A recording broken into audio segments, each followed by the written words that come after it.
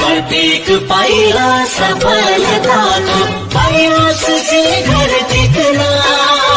नपारोस् है नेपालीको आँखामा आँसु देख्न नपारोस् है नेपालीको आँखामा आँसु देख्न